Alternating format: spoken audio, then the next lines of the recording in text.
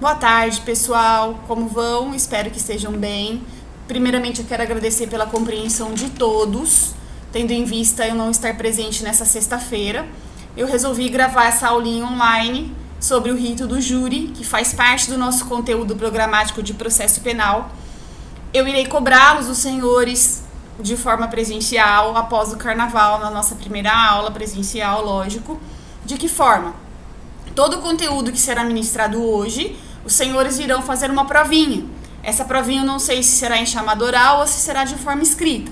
E logicamente que valerá como nota. Por isso é importante que os senhores tenham a consciência de assistir essas aulinhas, tá? E infelizmente não tem como a gente abrir em forma de perguntas, então essas perguntas também serão sanadas durante as nossas aulas presenciais, ok? Então vamos começar. O nosso tema é rito do júri, extremamente importante dentro do processo penal, principalmente, primeiramente falando, para quem pretende prestar exame da OAB, para temas de monografia e para o operador do direito, quando vai advogar, quando ele vai ter o primeiro contato com o rito do júri, ok?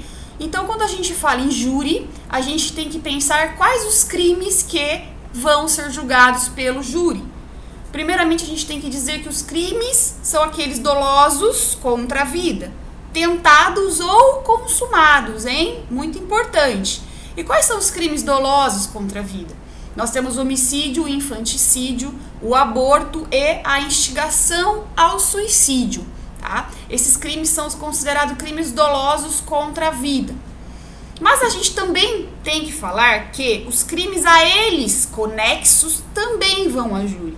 E o que são esses crimes conexos? Eu vou dar um exemplo. Eu mato uma pessoa. E quando eu a mato, eu oculto o corpo, eu escondo o corpo dessa pessoa, eu modifico totalmente a cena do crime. Eu irei a júri. Claro, homicídio doloso, eu matei de livre e espontânea vontade, eu quis a morte daquela pessoa. E para ocultar esse meu crime de homicídio, eu escondi o corpo. Vocês acham que eu serei julgada perante o tribunal do júri somente pelo homicídio? Não. Eu também serei julgada pela ocultação de cadáver. A ocultação de cadáver é um crime conexo, em que também vai a júri, ok? Passemos, então, ao esquema procedimental do júri.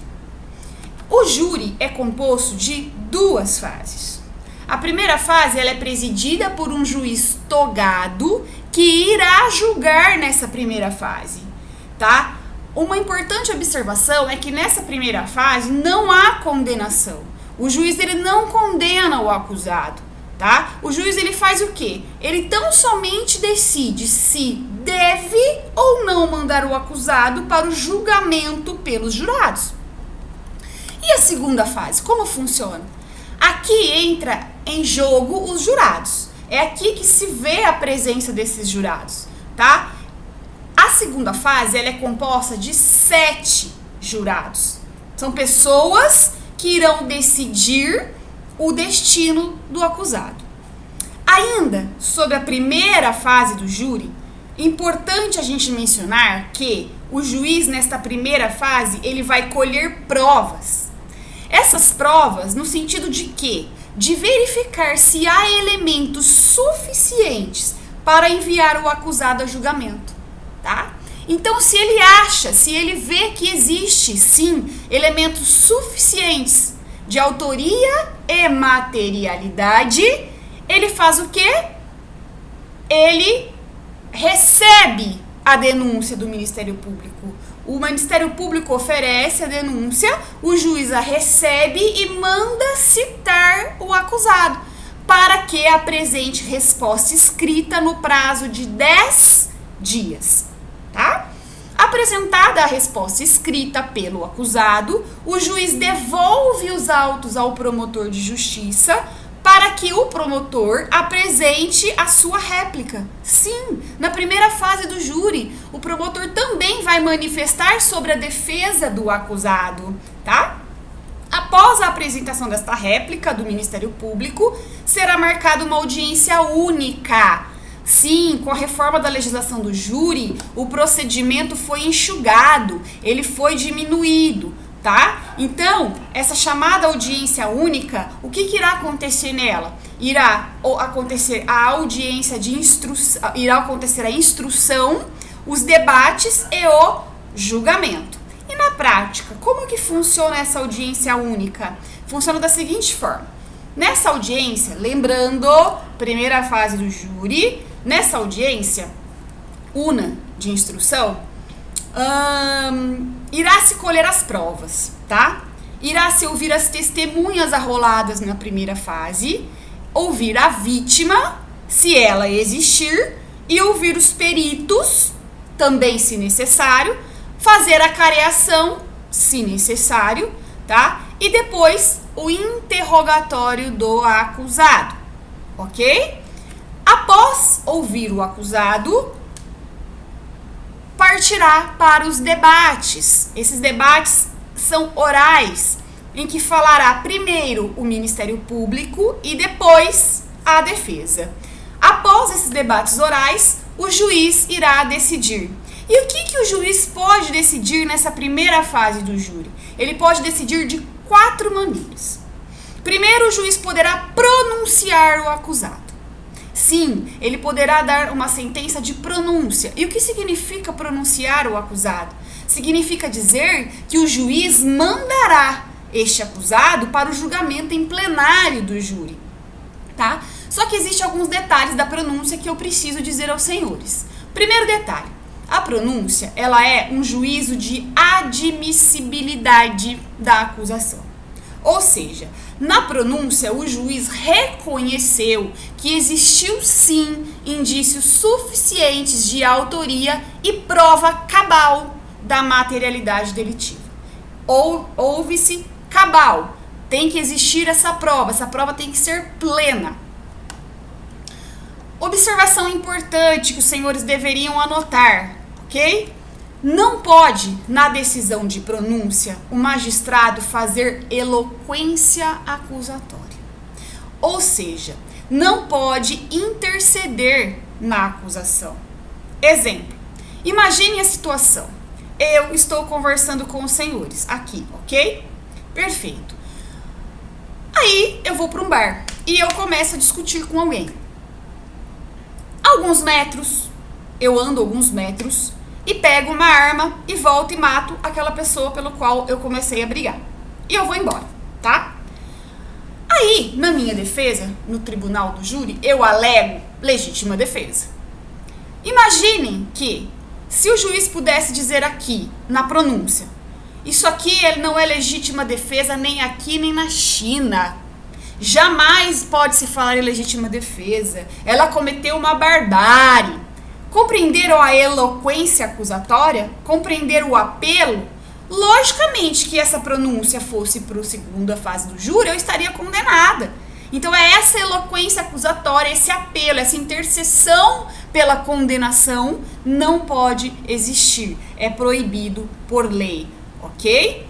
Muito bem. O que o juiz então tem que fazer? Somente ele tem que limitar-se à análise de indícios da autoria e prova da materialidade.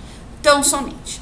Certo? Feito isso, existe uma segunda maneira que o juiz pode, na hora de proferir a sua decisão na primeira fase. Ele pode também impronunciar o acusado. Impronunciar, isso. O que significa dizer impronunciar? Significa arquivar os casos. Sim, nada mais é do que arquivo do caso, pois não existiu ali naquele momento elementos suficientes para mandar o acusado a júri. Sim, só que tem um detalhe também a observar. Na impronúncia, se houver nova prova, poderá esta impronúncia ser desarquivada, ok?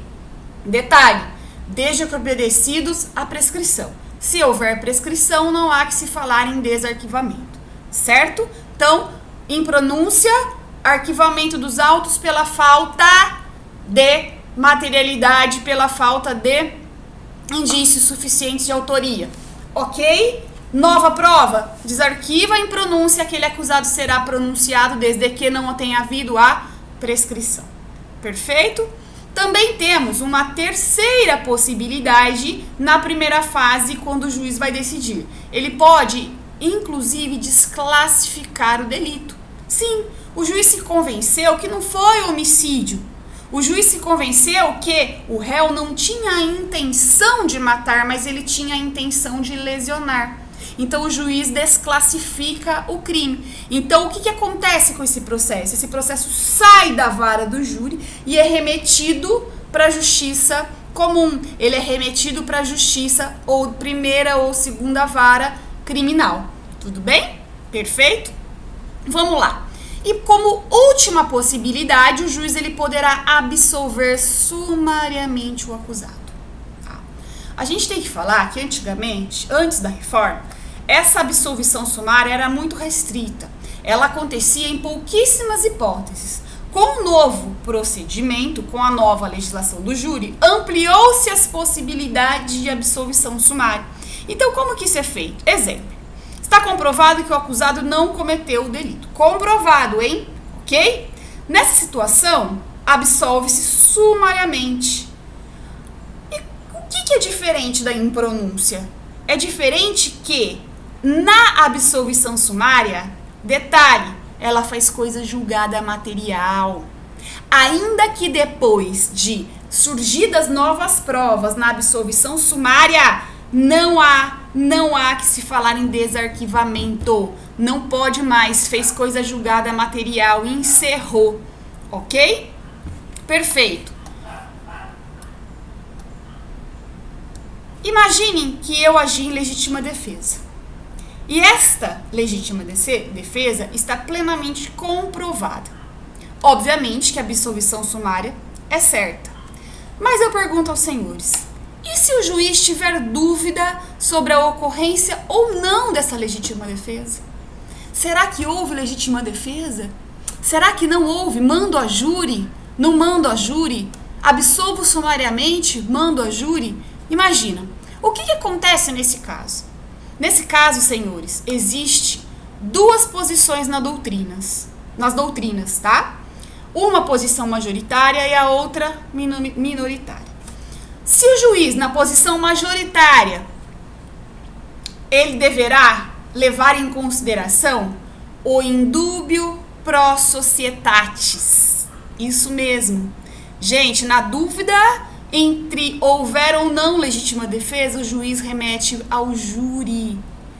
Entenderam o que acontece? Isso é doutrina majoritária. Pela doutrina minoritária, vale o indúbio pro réu, devendo haver a absolvição sumária ou a impronúncia daquele acusado. Ok? Então, senhores que seguem alguma posição doutrinária, os senhores que leem alguma doutrina podem encontrar essas duas posições, tá? Majoritária, indúbio pro societate. Minoritária, indúbio pro réu. Feito isso, senhores, passemos então à segunda fase do júri, tá?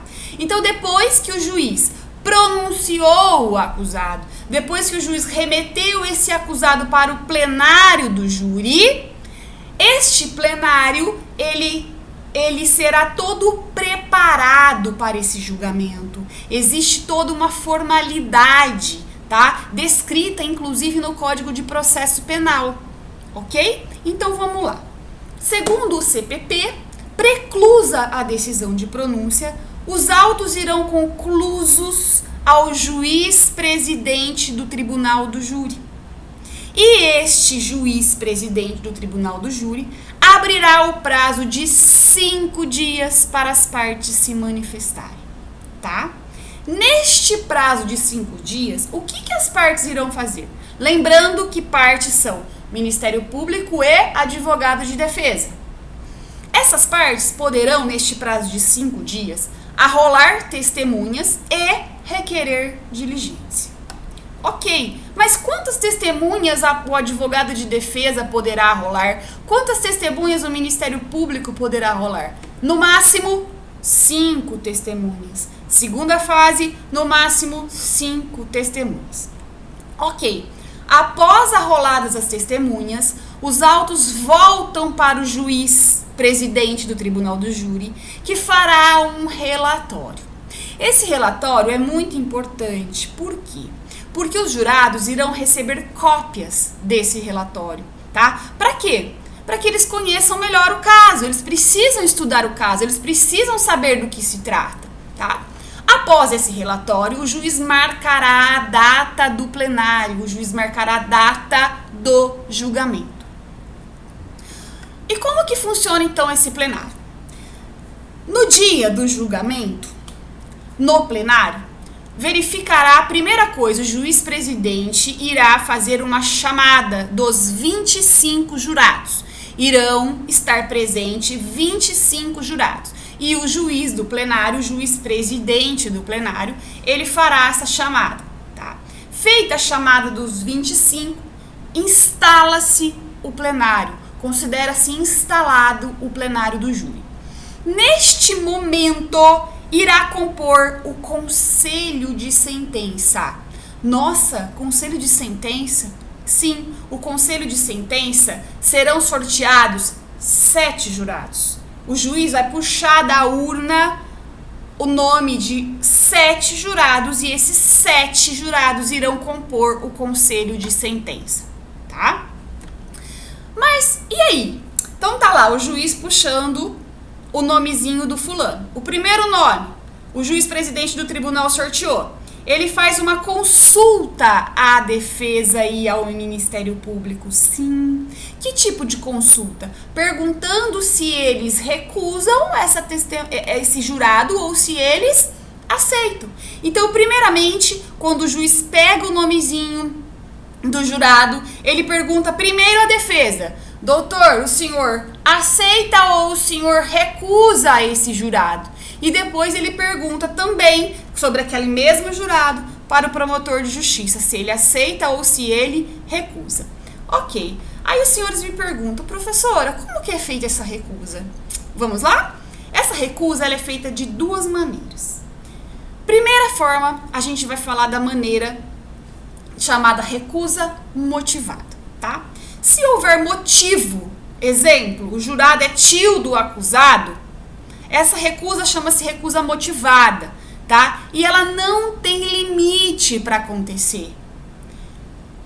Segundo, são as recusas imotivadas, que podem ser 3 para cada um. Então, a acusação poderá recusar 3 vezes e a defesa também poderá recusar 3 vezes, tá? Tem número, tem limite para recusa imotivada. Então, vamos recordar? As recusas motivadas são aquelas recusas fundamentadas, né? Por exemplo, o réu é sobrinho do jurado, obviamente que essas não têm limite. Legal. Portanto, as recusas imotivadas são 3 para cada parte, tá bom? Então, tá.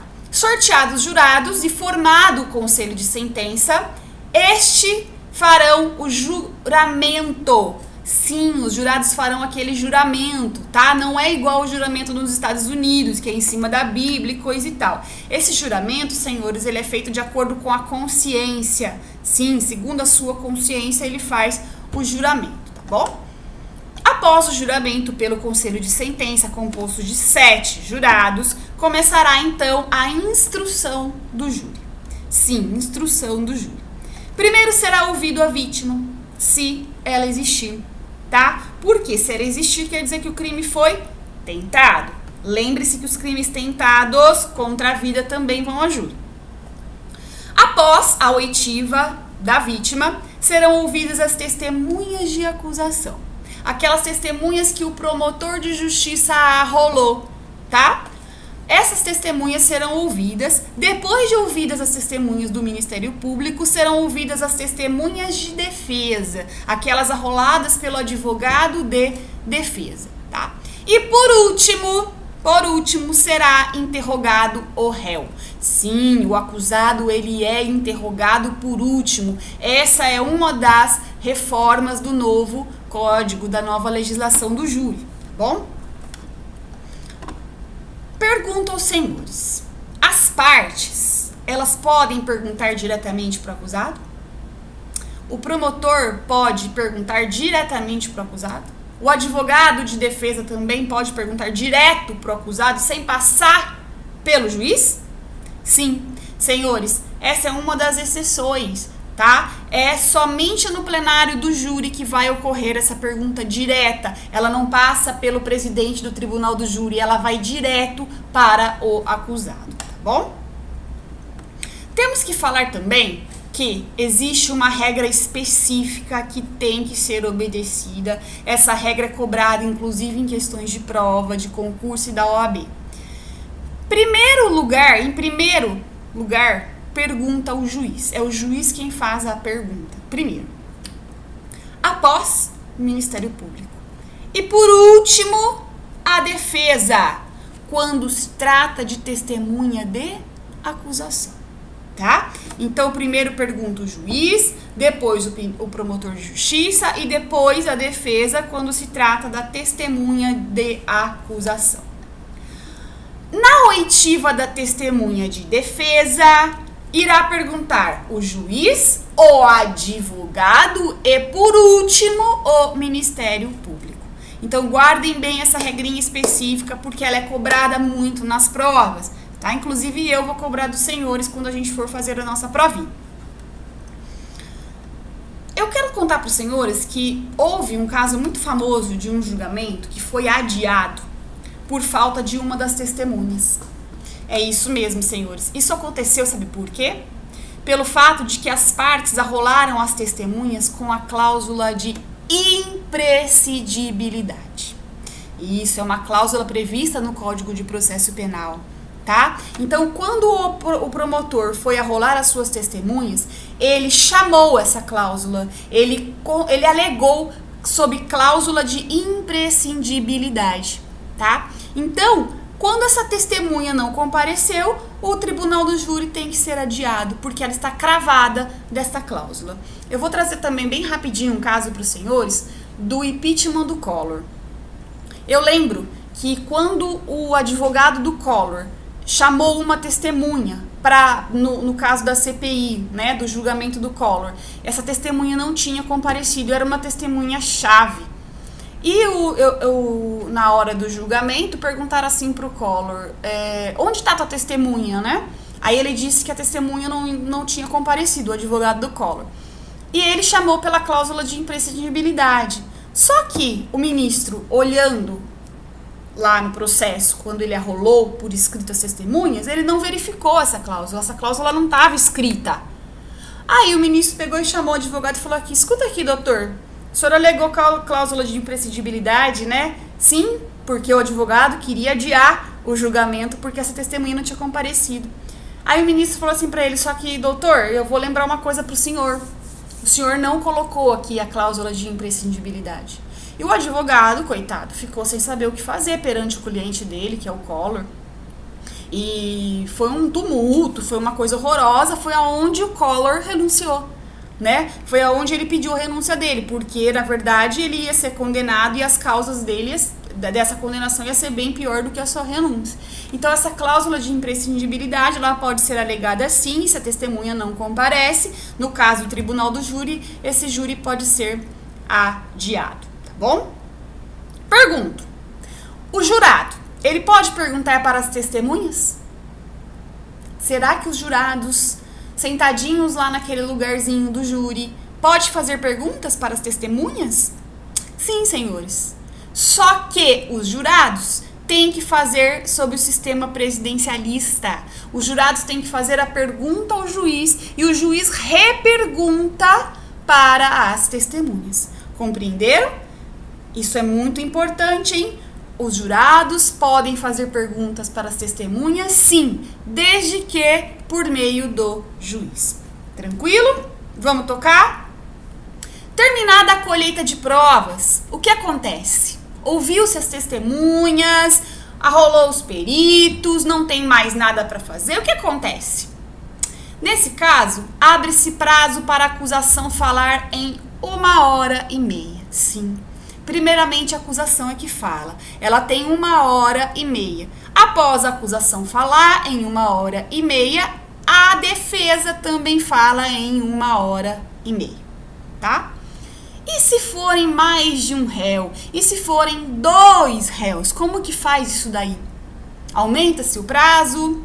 Sim, senhores. Quando tiver mais de um réu, esse prazo ele é dobrado. Tá bom? Em 1 hora. Cuidado, hein? Dobrado em 1 hora. Então, se ele tem 1h30 para falar, ele vai ter 2h30 1h30 para falar quando tem mais de um réu.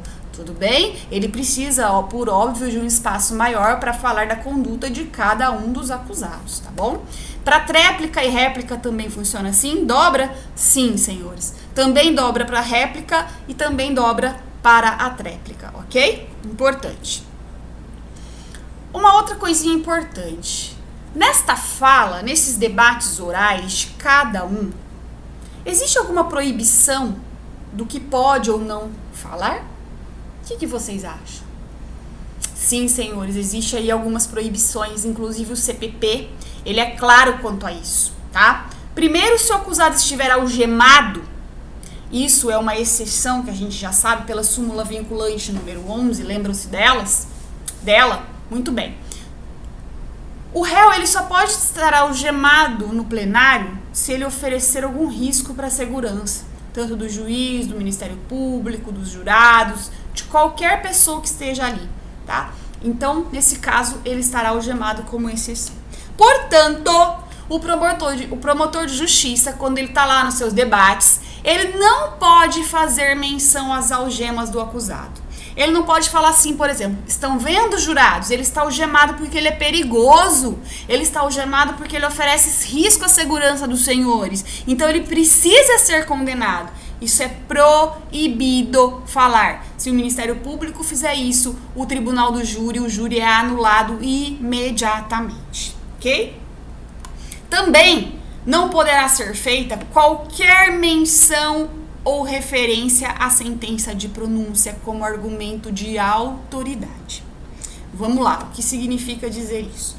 O Ministério Público, ele não pode falar da pronúncia. Nossa, mas se ele não falar da pronúncia, ele vai falar do quê? Porque ele precisa se basear na sentença de pronúncia para fazer as suas argumentações. Mas cuidado, gente. Por quê? Porque o promotor, ele não poderá usar essa pronúncia como argumento de autoridade. Ou seja, o Ministério Público, ele não pode falar assim: senhores jurados, o tribunal já decidiu praticamente que o acusado é culpado. Olha só o que diz a sentença de pronúncia. É por isso que o juiz pronunciou o acusado, porque ele é culpado, então os senhores terão que condená-lo. Entenderam o apelo? O promotor também não pode fazer isso, porque se ele fizer menção, se ele fizer esse uso de autoridade quanto à sentença de pronúncia, esse júri será cancelado, esse júri será anulado. Compreenderam isso? Perfeito. Após as falas, abrirá a oportunidade da réplica, que nada mais é do que a volta da fala para a acusação. O Ministério Público voltará a falar sobre a acusação, tá? E quanto tempo ele tem para réplica? 1 hora, isso. E depois do promotor fazer a réplica, abre-se também 1 hora para a tréplica. E quem faz a tréplica é a defesa.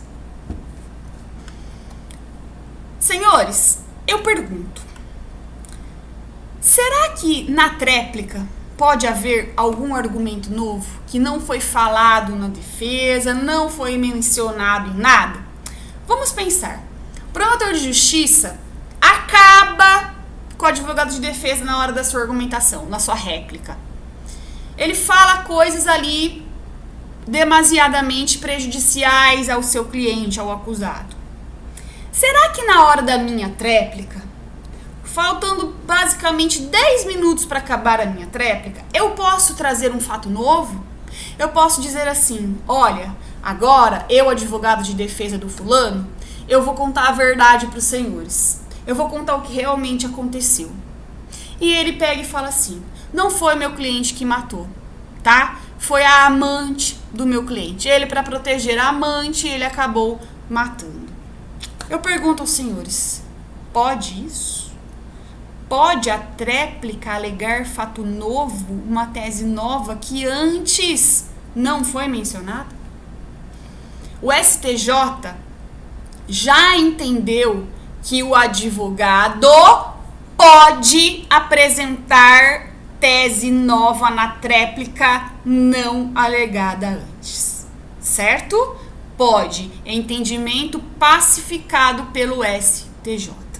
Certo, senhores? Olha que dica importante, hein, que vai cair na provinha de vocês. Vamos lá. Outra perguntinha.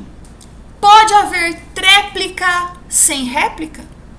Será que se o Ministério Público diz assim, não, eu não quero fazer a réplica, eu tô cansado, eu não aguento mais, esse julgamento já passou da hora, será que o advogado ele pode triplicar sem a réplica do Ministério Público?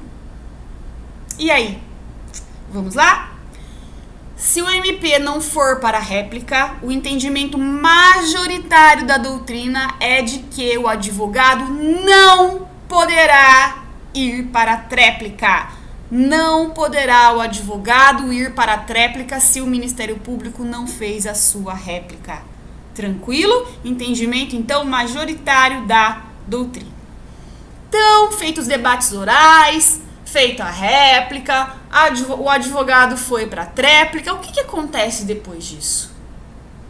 Depois disso, as partes, promotor de justiça, advogados de defesa, juiz e os 7 jurados, eles irão para uma sala especial. Isso, é onde ocorrerá a votação, senhores. Essa sala especial, ela fica dentro do fórum, tá bom? Muito importante, onde se darão as votações. Tudo bem? Tá, e o que acontece lá dentro, senhores? Será que os jurados podem conversar entre si?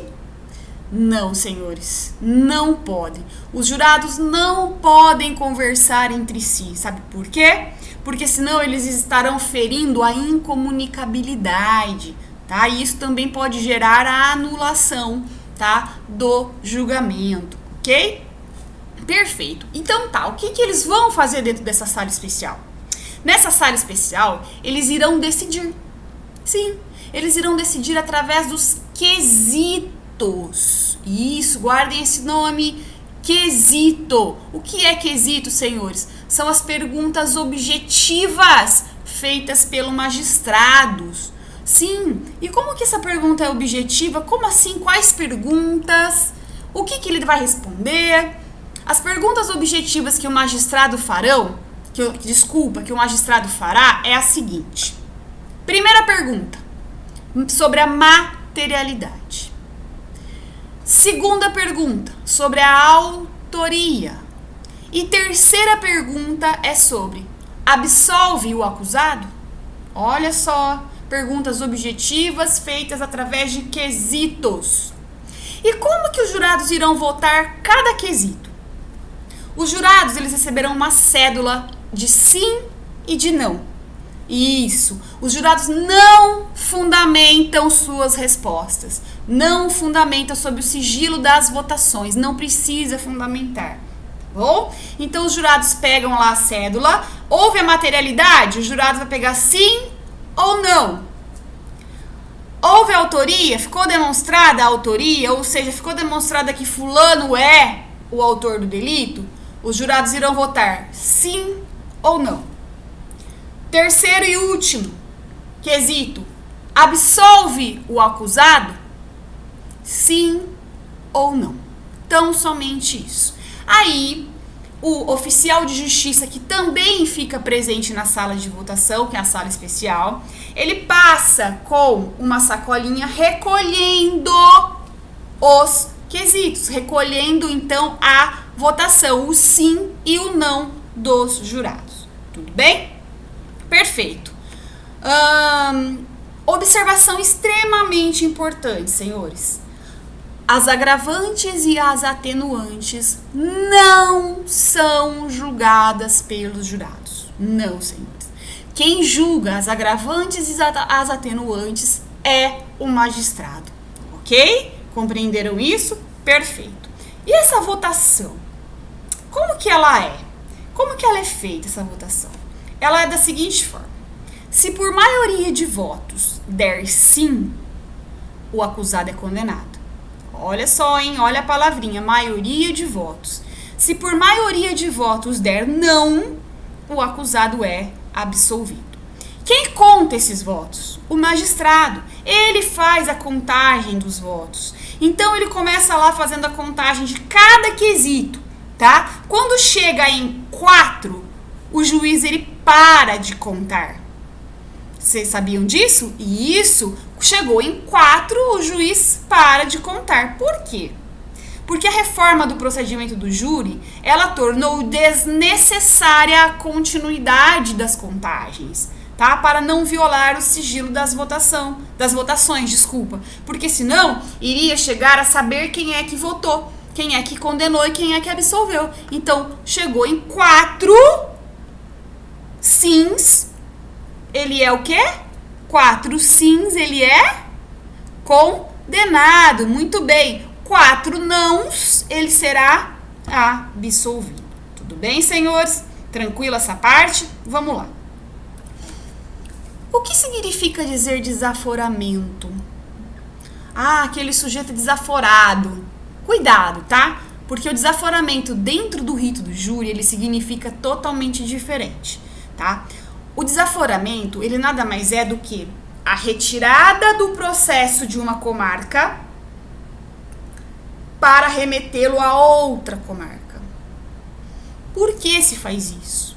Porque dependendo do caso, aquele juiz que preside o tribunal do júri já é suspeito, aqueles jurados já correm risco, o próprio Ministério Público está correndo risco, então desafora todo aquele processo daquela comarca e vai para uma outra comarca. Logicamente que para garantir a isenção na hora do julgamento. Mas existe uma outra possibilidade de desaforamento, tá? Que é nada mais é do que quando o julgamento não foi realizado dentro de 6 meses do trânsito em julgado da decisão de pronúncia, ele será também desaforado. Bom, então existe um prazo. Após a decisão de pronúncia, transitou em julgado, se dentro de 6 meses esse julgamento não foi marcado, também ocorrerá o desaforamento. Ok? Senhores, logicamente que há muito mais que se falar sobre o rito do júri, tá? Eu peguei, assim, as coisas mais básicas, o que mais vai cair na prova, o que mais tem sido cobrado na prova da ordem para vocês. São dicas, né, muito importantes. Então, o que eu sugiro de vocês? O que eu exijo de vocês? Uma doutrina muito boa, muito atualizada. Eu já vou indicar uma doutrina para as nossas aulas, que é o Guilherme Madeira, do professor e juiz Guilherme Madeira. Essa doutrina, ela vocês podem encontrá-la no site, vocês podem baixar em PDF, tem várias pessoas que compartilham PDF, então eu sugiro que os senhores tenham em mãos nas nossas aulas, para as nossas provas, essa doutrina, tá? Do Guilherme Madeira. Bom, então eu fico por aqui. Eu agradeço muito, senhores, pela compreensão de eu não estar presente nessa sexta-feira, porém eu deixo aí esse conteúdo para que os senhores aproveitem, tá? Para que os senhores estudem e que consigam, então, assimilar alguma coisa interessante para a vida futura dos senhores, tá bom? Um grande beijo a todos e até mais. Bom carnaval, inclusive.